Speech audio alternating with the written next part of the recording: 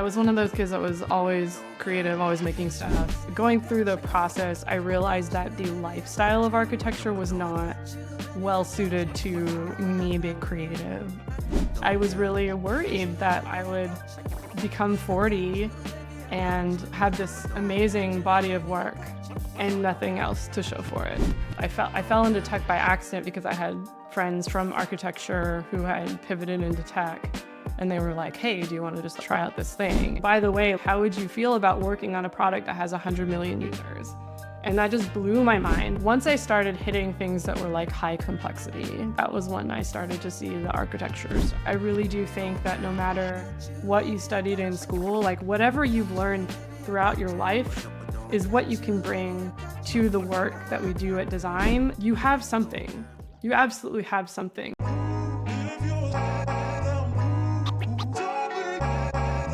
What can architecture teach you about digital design?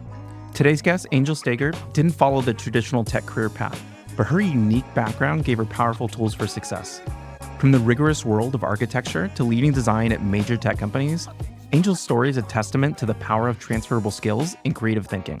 In this episode, we dive into how her architectural training gave her competitive edge in UX design and what that means for anyone looking to bring their diverse skills to the table. If you're interested in career pivots, problem solving, or simply just unlocking new potential in your own work, this conversation's for you.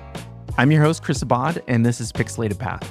Don't forget to subscribe so you never miss an episode filled with inspiring stories like this one. Let's jump in. You went to RISD for initially performance art. And so maybe if you could take me back to then and maybe how you initially got your interest in the arts. I had a lot of friends who were in industrial design, and I really loved the way that their work was kind of like passed through a number of media. Like sometimes they would be doing exhibition design, sometimes they would be doing prototyping. And so they got like a great mix of like craft and ideation and like human factors. Industrial design was full, so I couldn't transfer in. And so I was looking around, and I, by chance, did an elective in architecture that was actually about performance art. It was called like Designing with Disaster. And it was a series of creating moments around the theme of disaster. And having heard of architecture as this very like math-oriented, buttoned-up field, this was really surprising to me. And when I got into the major, I was persuaded basically by the idea of that like something that seemed as structured as architecture could host a class like that. And then when I got into the program, one of my rationales was like, it's going to teach you a lot of different skills. If you can learn how to build something as complicated as a building, which is like, there's like physics, there's aesthetics, there's real estate value, there's socio-cultural things that you have to think about.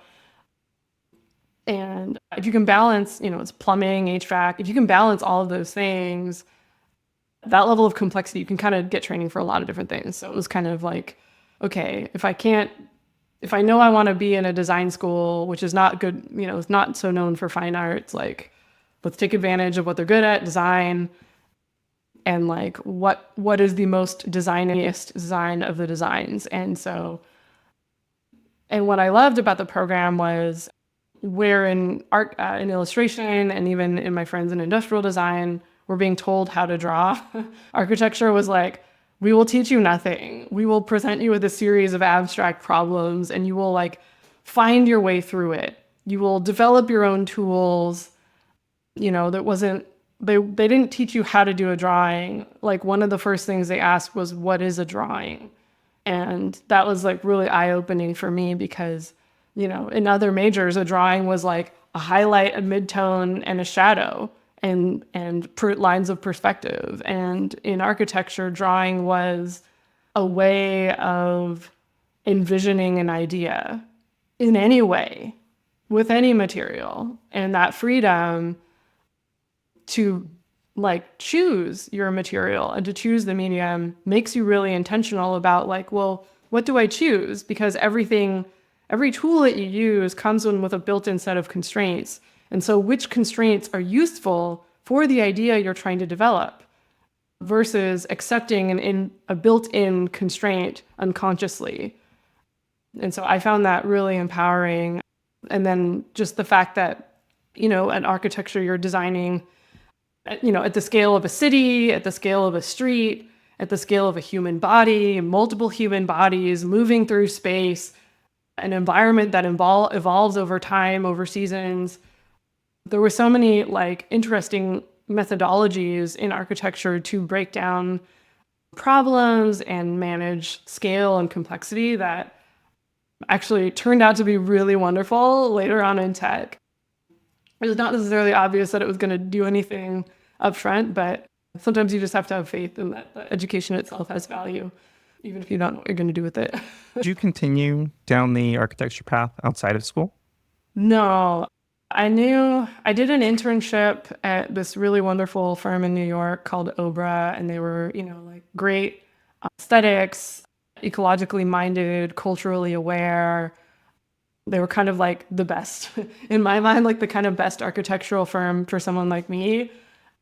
And going through the process, I realized that the lifestyle of architecture was not well suited to me being creative. My internship was, I called them before, the weekend before I was supposed to start. And I was like, hey, what are the hours? When should I show up? And they were like, well, we start at 9 a.m. and Saturdays are a half day. And there was never an end date to when the work stopped. And to, when all you do is work, you get tired over time. And I found that my ability to empathize with customers really went down when I felt fatigued or tired. And I think that was actually true for a lot of people, because you would see a lot of architects, not at that firm in particular, but you would see a lot of architects having a high ego, low empathy, and kind of honestly a victim mentality of I'm so smart, I'm great at my job, why don't these customers understand? And it's well, maybe you weren't listening. So it's becomes this bad spiral. And I was really worried that I would become 40 and, have this amazing body of work and nothing else to show for it. And also architecture is the highest level of education and the lowest level of pay. And I feel like if you're good at what you're doing, you should find a system, a way of working creatively that rewards you for the effort that you put in versus vibes. I cannot live on vibes. Certainly some of those things potentially you could have changed or done differently, but it sounds like also some of those things are either sort of inherent in the profession or so systemic that maybe wasn't worth the battle at the time. It's fairly systemic. I think you have to really love the work itself. There was aspects of the work that I really loved, but a lot of architecture is very slow.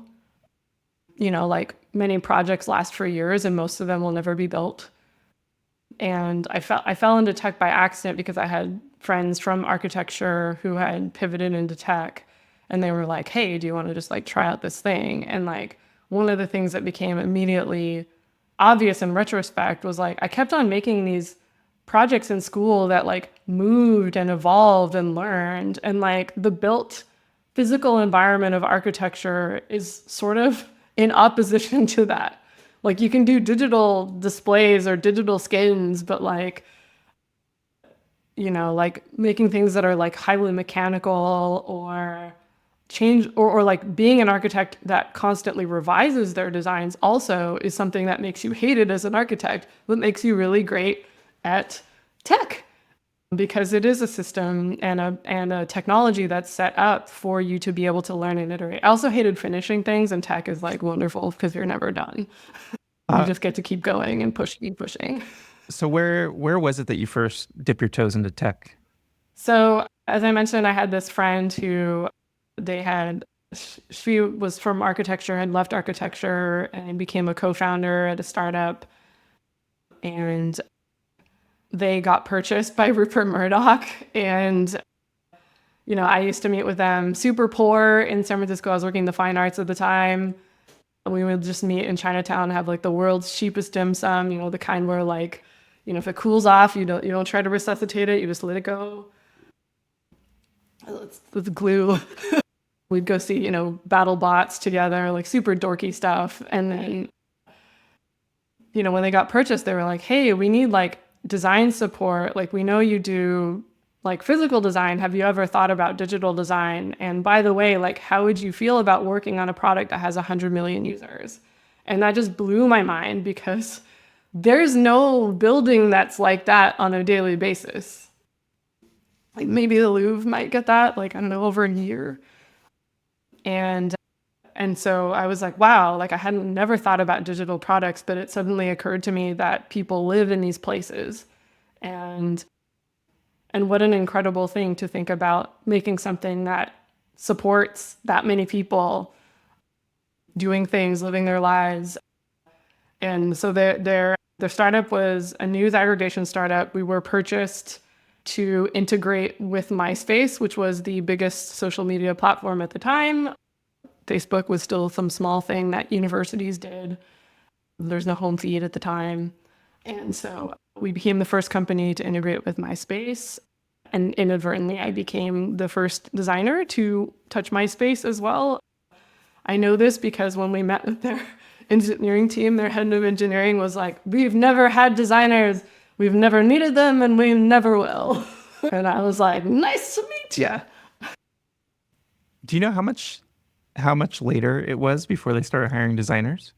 I don't know. I mean, it was kind of like MySpace was part of this conglomeration of companies that included like Rotten Tomatoes and IGN. And so there were like, at least there were people in like some of the sports. There were some in some of the other apps that had design, but I don't actually know. I think I left the company before that had happened because I remember we were pitching our integration. We were trying to put news in social media. It was a new concept that had never been tried before, and personalized news. And we had these mock-ups of like, how we could bring news into the profile and like how we could like create all these different like news verticals for people to explore. And we were pitching to Tom. Yes, Tom is a real person. He's kind of the head of product for MySpace. And yeah, I remember he was like so happy about the designs that later he started pinging my boss to be like, hey, like can Angel work on the homepage? Can Angel work on like these other stuff? And like, there was a couple other people from MySpace who reached out who were like, hey, like, we want to redo this page. Can you help us? Was any of that tension that existed the reason why you left, or was it for some other reason?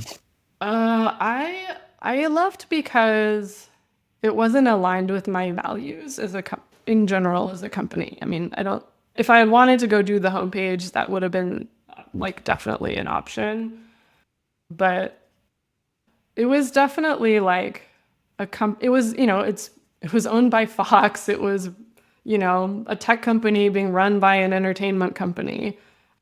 If you ever worked in the entertainment industry, you'll know the culture is very different than a tech industry culture.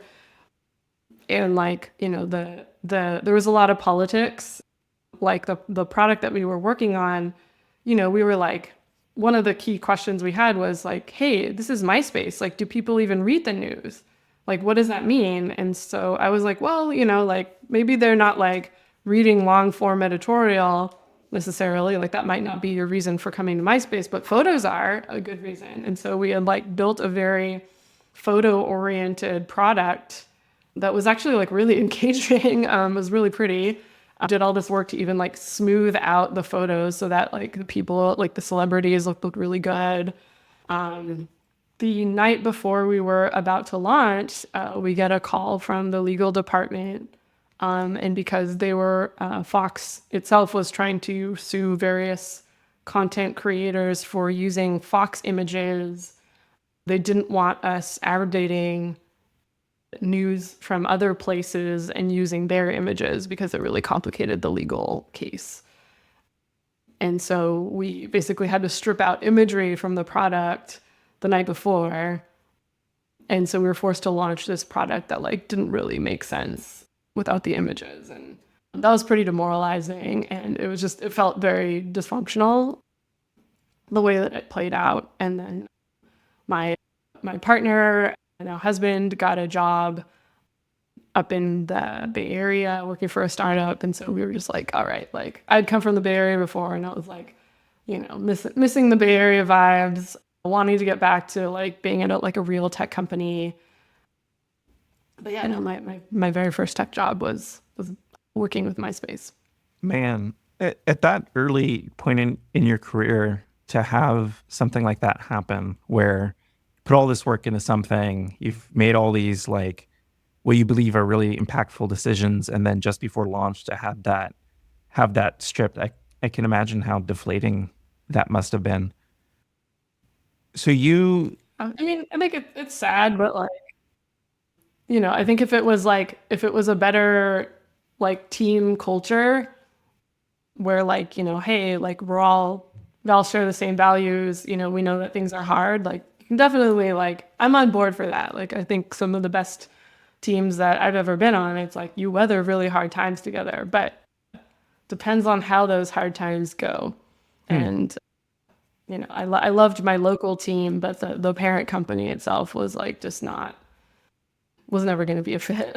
I mean, like the company that I went to after is probably like the most illuminating example, which was like I went to a startup. I was a contractor at a startup called Zoopit, which focused on personal search and email, but like really inspirational leaders, like truly kind, really, really smart people, really oriented around customer value. Like, how do we help people get more out of their inboxes? And like the leaders were just like are people that I'm still in touch with today, good friends, like learned so much about leadership there around like how do you pull great ideas from anyone? How do you invest in people like, mind and body to get the most out of them? How do you build a culture? Like that was really like foundational for me. That kind of like kindness, culture, coaching while being oriented around excellence. The environment that I had come from was a very self-serving environment. Like one of the people in our leadership reporting chain asked us if we could promote his personal blog in MySpace and didn't seem to like be aware that that could potentially be like an ethical issue. Now, that person was not particularly technically savvy, and so although we did hand seed the algorithms, we were like, ooh, the algorithms, they're so complicated. They just run themselves. Unfortunately, we can't control them. They just do their own thing. And that was like an acceptable answer, which is, perhaps also telling about the peer group quality there. hmm. I'd love to go back to what you said just a minute ago and some of the leadership lessons you learned. What did you learn about pulling out great ideas from the people that you work with, from the team you're leading? But yeah, so this is from my friend Bijan. So like one of the things that he was really good at was just he would just like walk around. This was like a small startup, like maybe like 9 people when I started. He would just like walk around and spend time with people and like ask them questions about the product. And then he and I would like jam on like envisioning what things could like how things could be. And he actually like this was before like product designer was a title. He was like, like everyone was like a UI or UX person. And he was like, like the thing that you're doing right now, it's more than this UX thing. Like you're actually like designing and defining how a product should work. Like you are a product designer. And so I started calling myself a product designer, though there wasn't a category like that yet. And I was sort of like trying to find people who were like that. His his thing was really about like time and then really investing in the quality of conversation. And this was something that was enforced by like pretty much everyone at the company, but there were like for example, I remember his his partner at the time like gave everyone a scolding once cuz she was like, "Hey, when you enter a room, you should acknowledge people. Like say hi when you enter a room." And like it was like details like that where like everyone paid attention to the shared experience of other people that was like absolutely like not top of mind at my previous company. but was very top of mind here. And so he would like ask good questions. He was always available to whiteboard with people. And like he wasn't afraid to bounce ideas off of everyone. Like, I think sometimes it's easy to be a CEO and be like, "Oh, I should only talk to like smart people, the leadership people or the tenured people." And he actually like, you know, got to know people, would figure out like what they're passionate about, what they're good at, and would talk to them about those things, and that would manifest in the product. So I love that sort of mindset of like, you can learn from anyone and be open to that. And it's really true because like you don't, just because someone is in a particular role right now, like has nothing to do with what they're capable of. It's just a function of like a set of circumstances that led to them being where they are right now. You also mentioned one of the things that you learned from that team was investing in people, sort of whole people, both like what their skills, but also just like whether it's mental health or physical health or all these things that kind of I imagine contribute to someone being creative and productive. What what were some of the things that they did? One, this is like really basic. So the company had like really healthy vegan catering every day. And then I think Wednesdays like was like a meat day. But and they hired a chef from Cafe Gratitude to make the food. So the food was like really, really good vegan food. And the cost of supporting the food was the cost of having one other engineer. And I remember asking Bijan once, gosh, that's like a pretty big investment for like an early stage startup. Like, why spend so much on food? And he was like, well, first of all, like, most of these folks here are engineers, and not all of them are going to have like a great home life to come home to. And so like, like you might like be able to make yourself a great meal or have like a partner who makes you a great meal, but like not everyone's going to have that. And so like the meals that they have at work are my way of guaranteeing that they have like good nutrition, even if they don't have that at home. That's my investment in their health. And then the other reason for the vegan thing is you don't get sleepy after a vegan lunch, actually. And so it also like ensures that you don't have like a productivity lag at 1 p.m. because, like, which is definitely like, I remember visiting some startups and like, for known for their meals, and like, they're like serving like ribs, and you're like, you're not gonna like have a plate of ribs and then like go be productive for several hours. You're gonna be like, meat sweating and like snoozing. So like, it was like both efficient, but it was also came from a place of caring around making sure that people had well balanced nutrition that like fed their minds.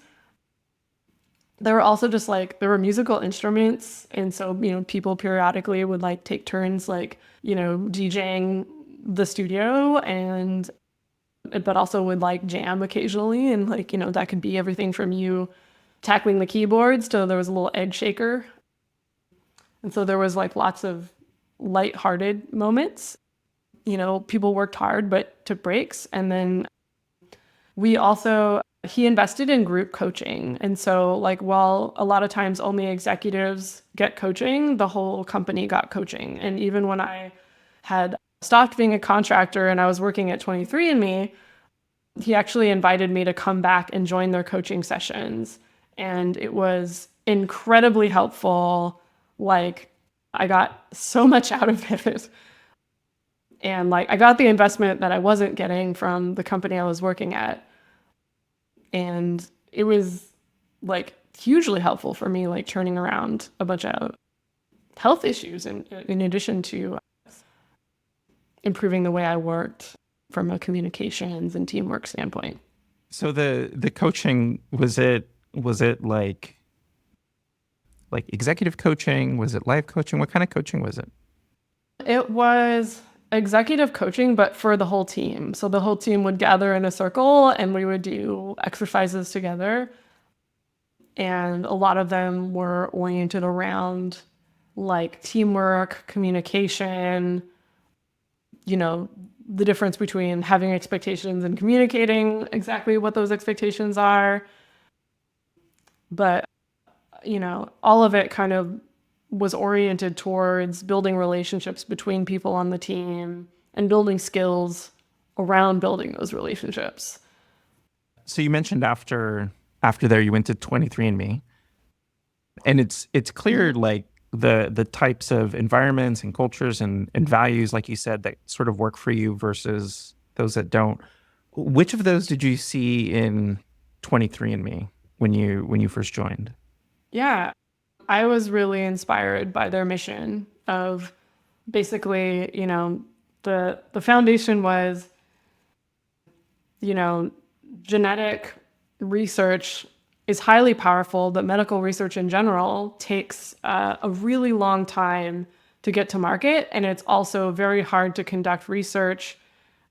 A lot of research is not done with representative sample population. So a lot of like genetics research, for example, at the time skewed towards like white or East Asian populations because those were the countries that were doing it, and including the US, but the US has a much more diverse population, but somehow wasn't doing that kind of diversity in their testing.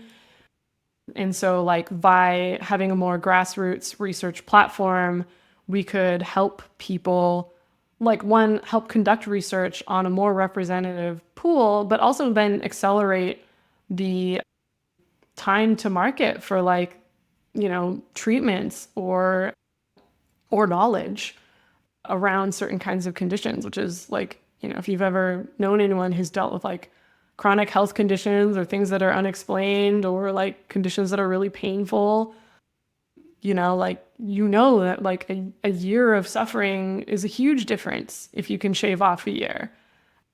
So I found Anne and Linda and Esther, no, not Esther.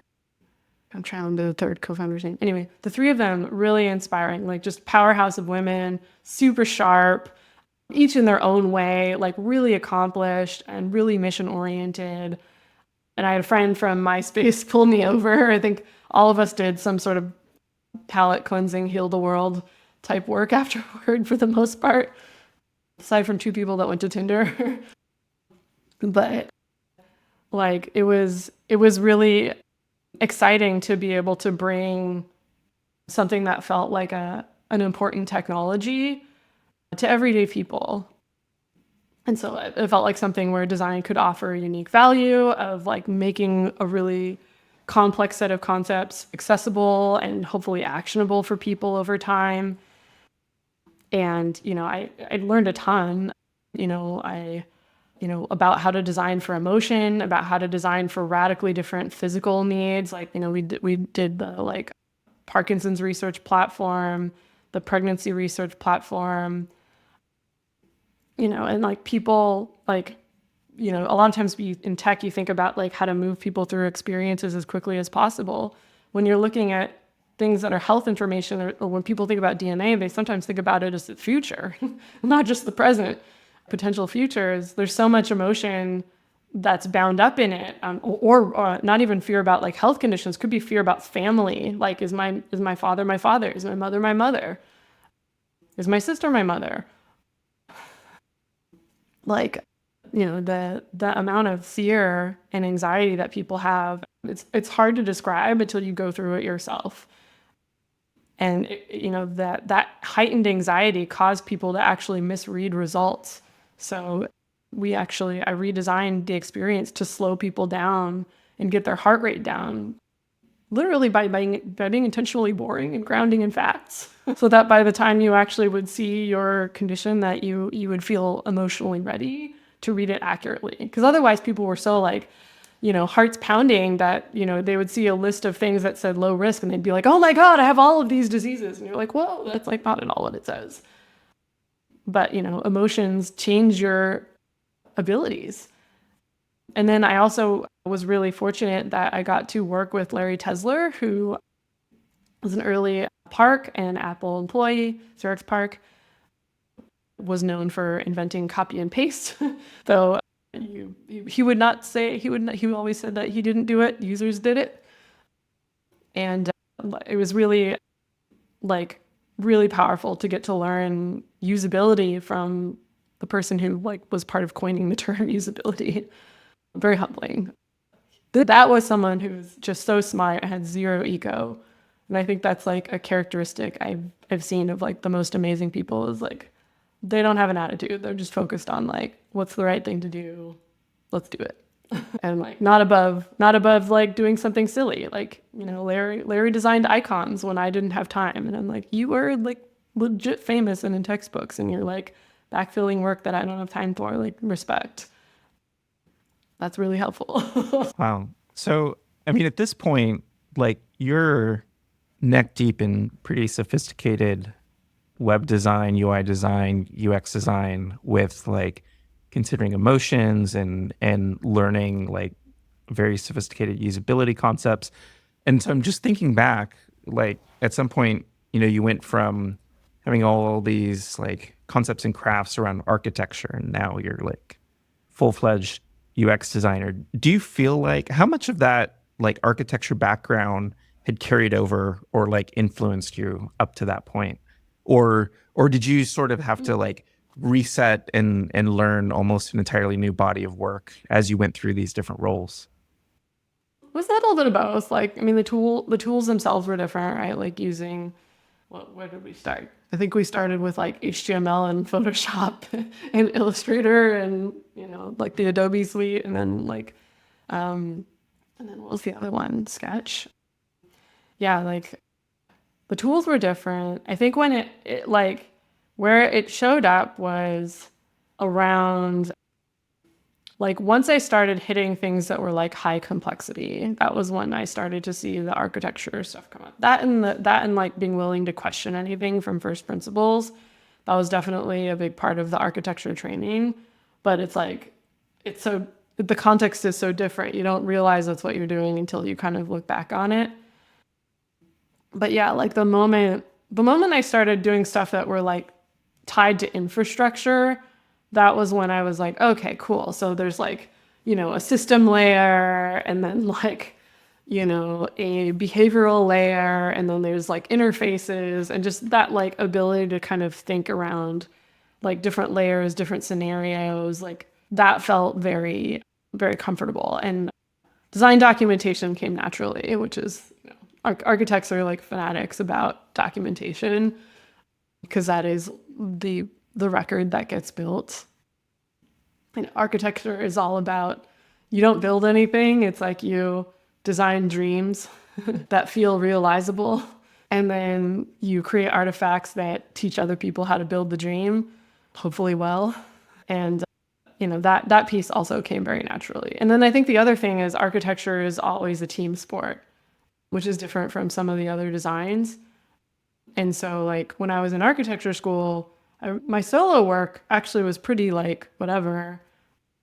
But when it came to teamwork, which was typically you'd have like teams that were competing against each other, the teamwork really like came naturally to me.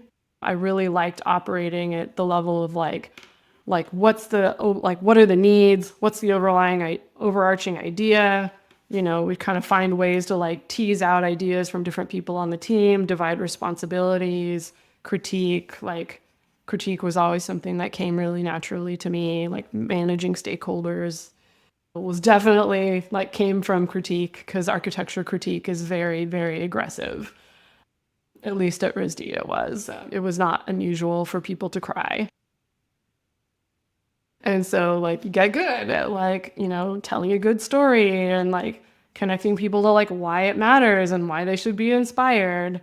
So that stuff came really naturally. Like I was always inadvertently ended up being a lead of the teamwork when I was in architecture, and then sort of inadvertently ended up leading projects when I got into tech because it was like, there's a thing that needs to get done and no one's gonna do it unless I do something. So like, let's get in here and like, try to make space for other people to step in.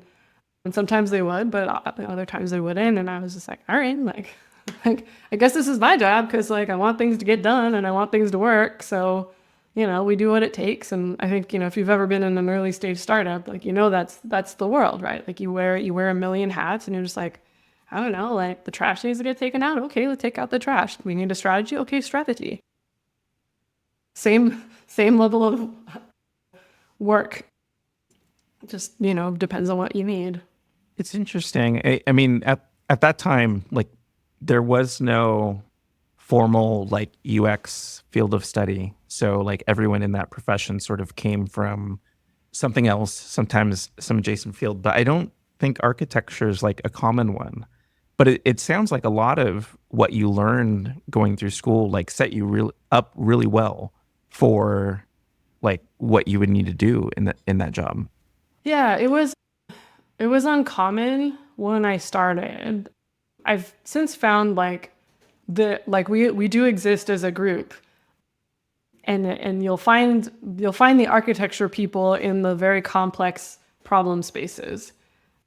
And I think it's again because the training sets you up well to do it, where you're like, okay, holistically, and like also IA work. Architects are very good at IA, unsurprisingly.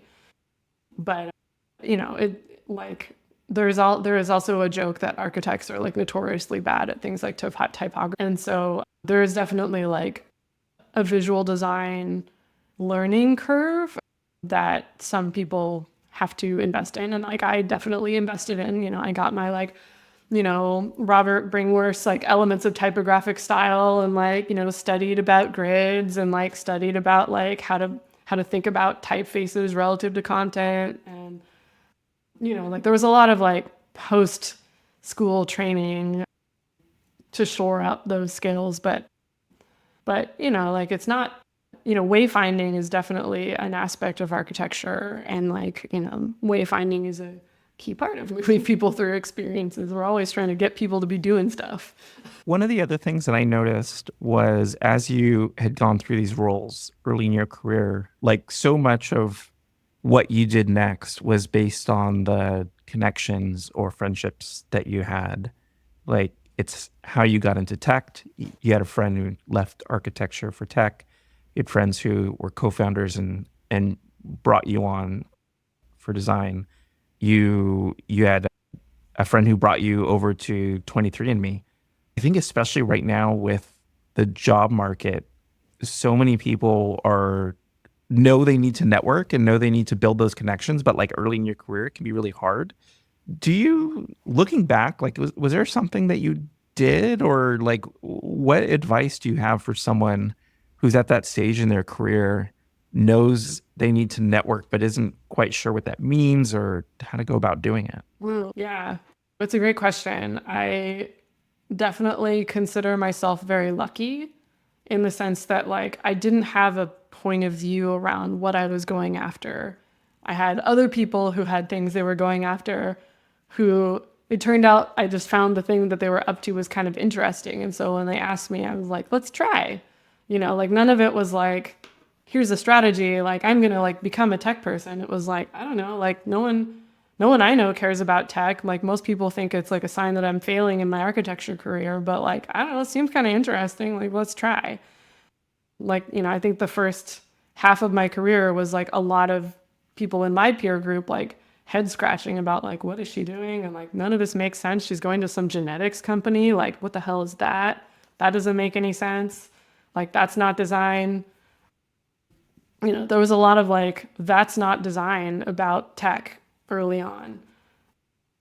But like going back to the relationship stuff, I didn't set out to build, like I wasn't strategizing to build relationships. I like to have fun with the people that I work with. And I'm a little bit competitive.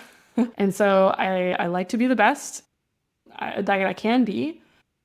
I grew up with a immigrant, parent, and so that who was a woman in science, which is not a friendly place to be even today.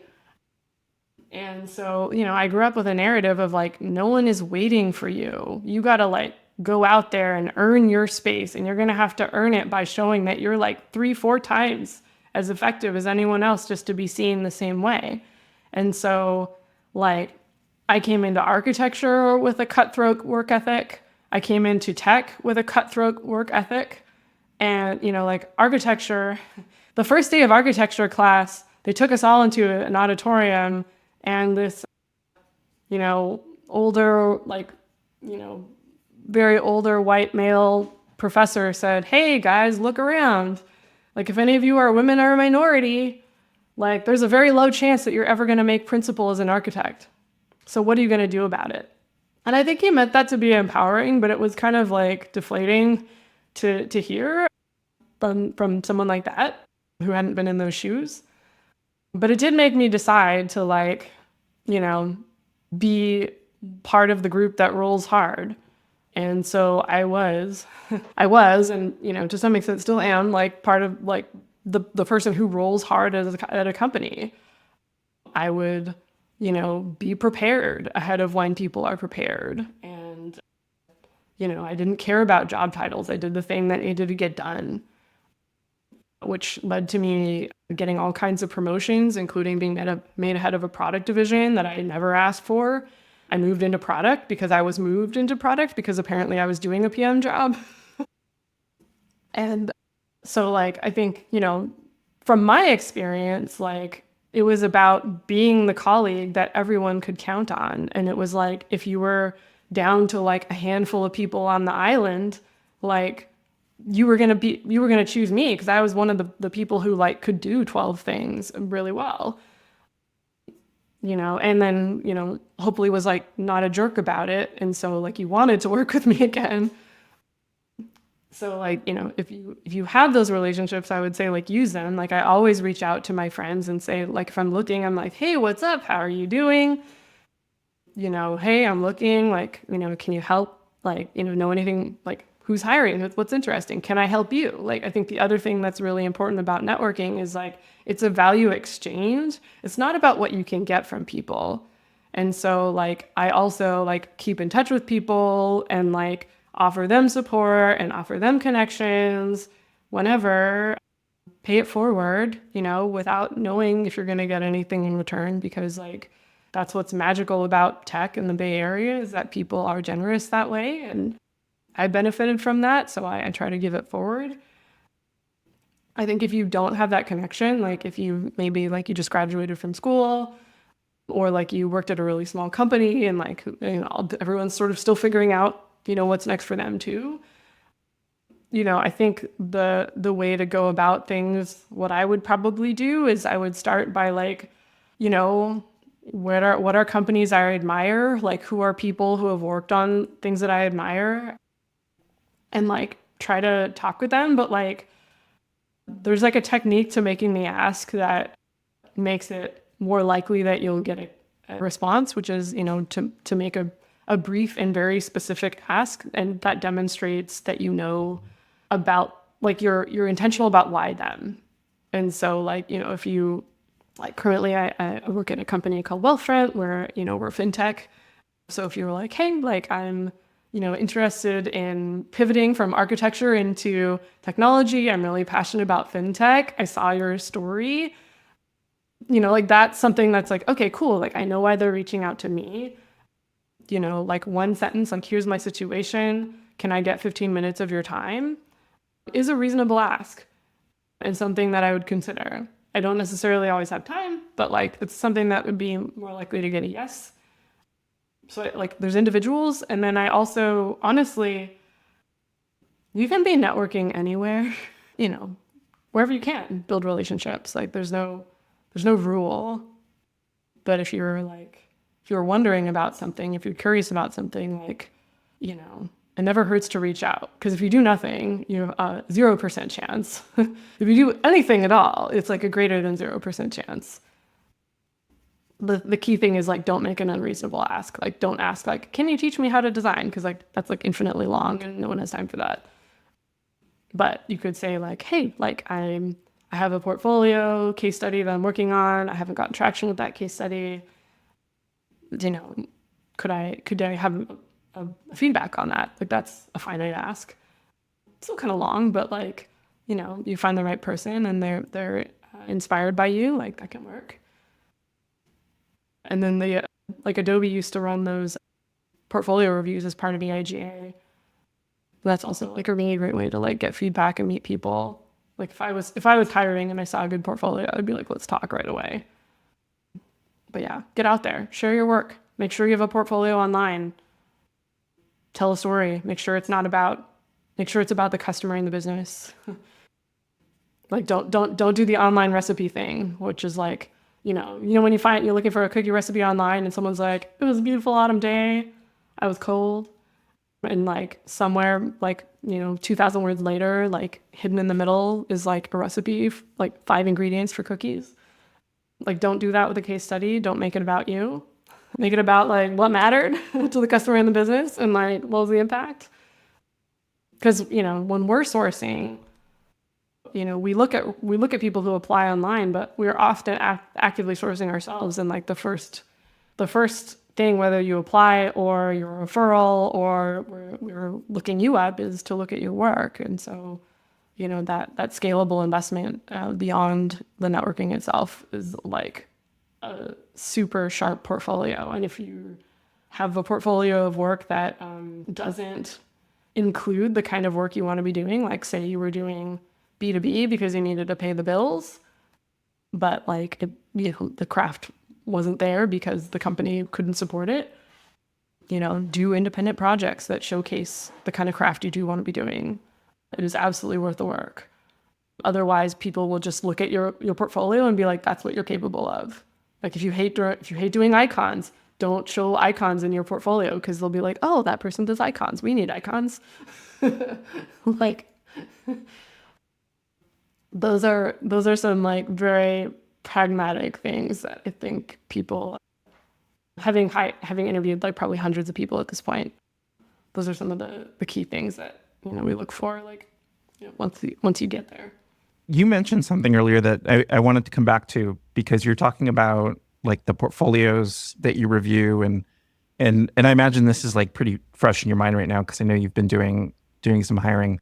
How do you view, as a hiring manager who's maybe only spending a minute or two looking through these portfolios, how do you look at a piece of work that is like self-initiated because it is more the type of work that the person wants to do, versus pieces that are coming from the company that they worked for full time?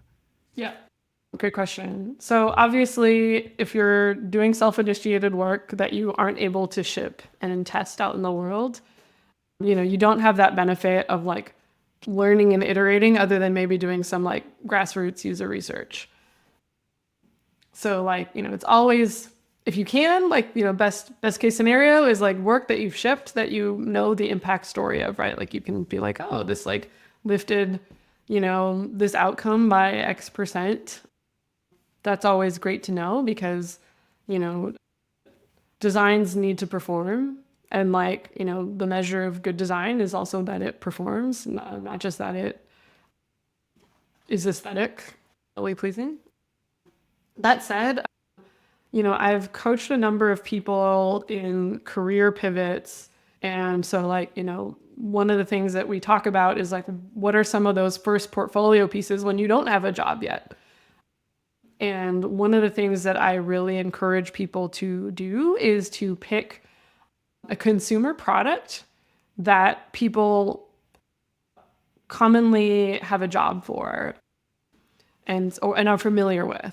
So, right, like if you're designing, like a lot of those kind of like hacker schools will have someone design like, an app for measuring like diabetes insulin treatments. And like, it's a really cool project, but like the average person reviewing portfolios like might not have diabetes or be close to someone who has diabetes. And so they're not familiar with, like, they can't really empathize with the user problem. Whereas if you pick like a common consumer problem, that's something that everyone can empathize with, right? Like everybody hates booking airfare. It sucks. And so like, you could like revise like the travel booking experience for, a consumer app. And like, if you can do that in a beautiful way that like shows like you understand a customer pain points, the needs, what needs to be covered in the content, like it can at least give a good sense of like, how good are your instincts? Like, do you have good empathy and intuition? Even if you're like admitting that like it's a data point of one, it's just based on me. But like, here's, or like, maybe you go out and like, interview people in your, social network and ask them about their travel. That's also like a great sign of initiative. It's like, you don't have to be stuck, navel gazing. You can like go chat with friends and like, sure, it's still going to be anecdotal, but at least you're like, you can aggregate a little bit of insights and put together some themes. I think the other thing is if you're working on an existing company's product, it's an opportunity to demonstrate like, do I understand their business? Like, how does this business work? Who is their customer? How does my intervention address the type of customer they have, the type of business they are, right? Like, maybe it's different, like designing for a commuter, Spirit Airlines type thing versus, Delta, where maybe like a lot of their money is made via business corporate travelers that have like, company partnerships. They get a special rate. And it's not that they prefer Delta, it's just that it happens to them. So like that can be a great way to kind of, again, it's relatable. You can kind of showcase a lot of the like upfront understanding, whatever solutions you put together can highlight your intuition for like what looks good, what feels good, like what's your taste? Do you have a sense of like ergonomics, progression of information, how you think about the problem, like even how you structure the storytelling can reveal a level of sophistication or not. And then, like just the quality of the solution.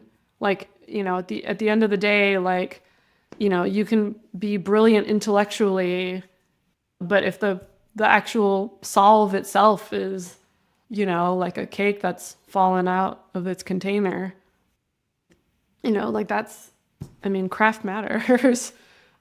And so like, in some ways, like craft matters more than experience. Like if you can make something that like is gorgeous and makes sense and is something that like I would want to use, that matters more than someone who's got like 15 years of experience making stuff that looks pretty mediocre or like feels like they're just copying and pasting stuff from like other apps.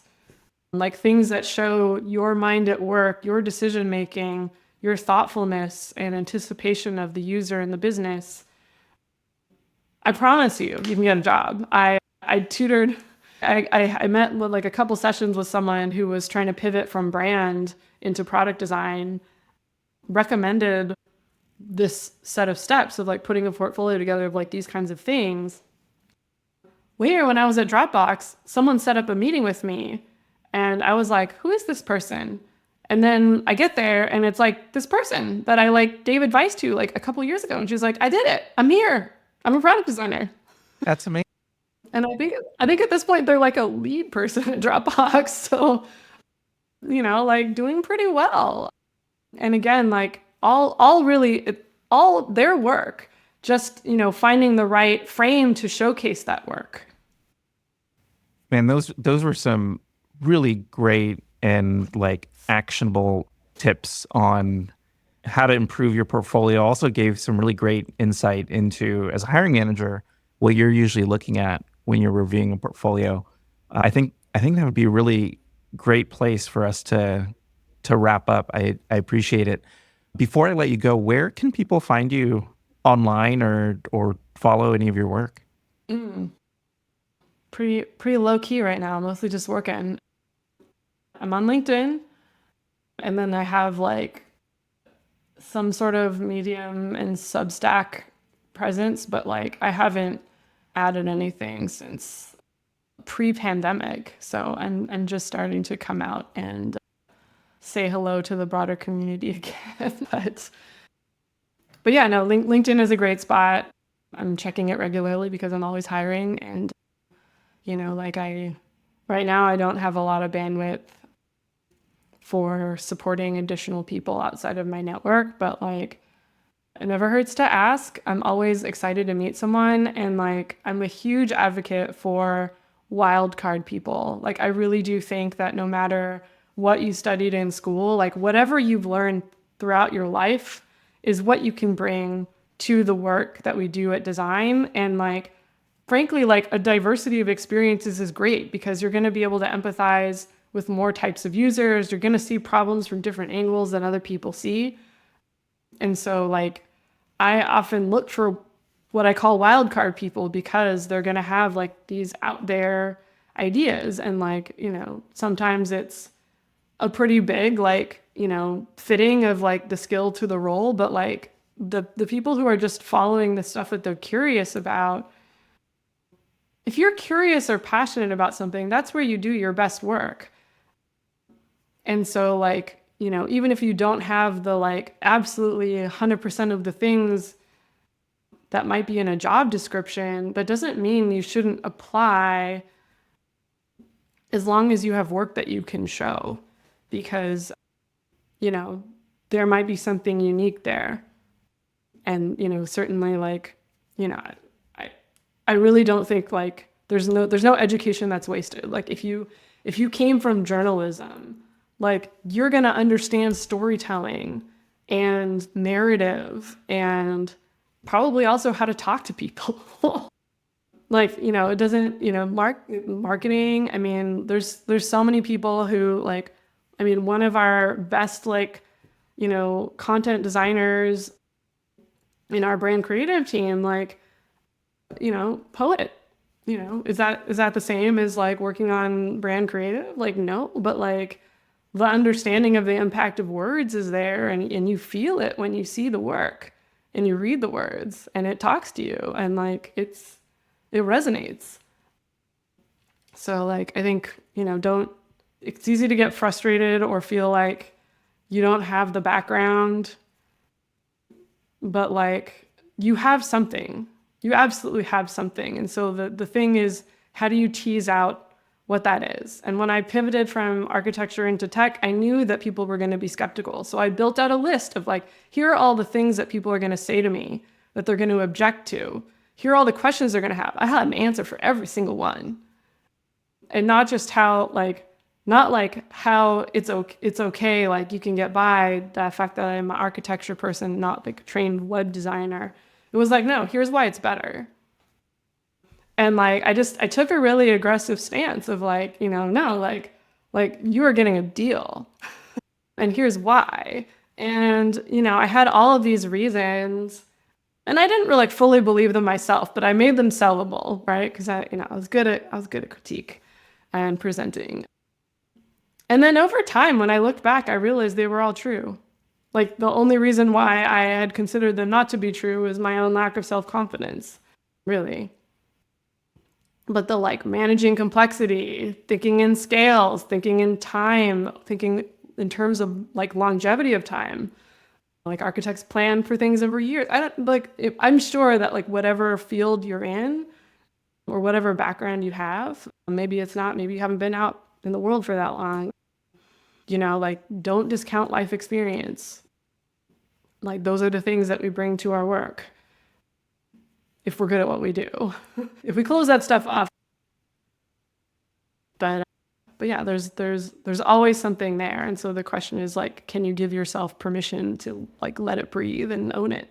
Yeah, you've certainly opened my eyes to not just like different transferable skills that do really well in this field, but specifically what comes with sort of a formal training and background in architecture. I don't think I know a lot of people who come from an architecture background in this field. And that was really interesting to see how those things have sort of played out in your career. It was really awesome. Thank you for doing that. And that wraps our conversation with Angel Steger. From her journey in architecture to her thoughtful insights on user experience, there's so much we can learn from her approach to design and problem solving. If you found value in this episode, be sure to subscribe so you don't miss out on the next one, where we'll continue exploring fascinating career paths in UX design. Thanks for listening. I'm Chris Abad, and we'll see you next time on Pixelated Path.